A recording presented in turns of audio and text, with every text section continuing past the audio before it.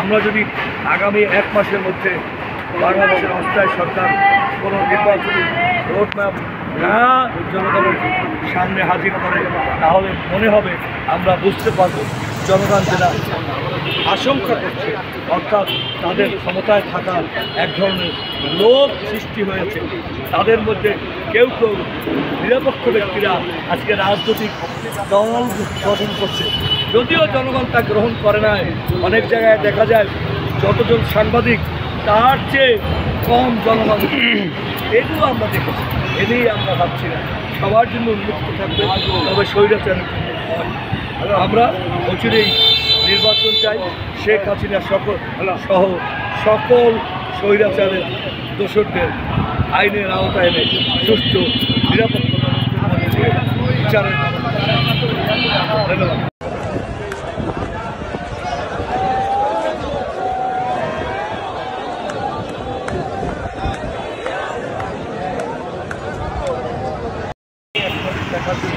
হাজার হাজার মানুষ এবং লক্ষ লক্ষ মানুষ রাস্তার বিপাশে দাঁড়িয়েছে।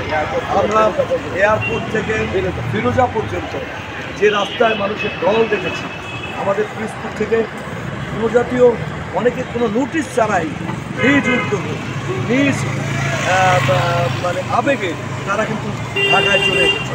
এই জায়গাটুকুতে কমিটির সাথে আমাদের দেখা হয়েছে।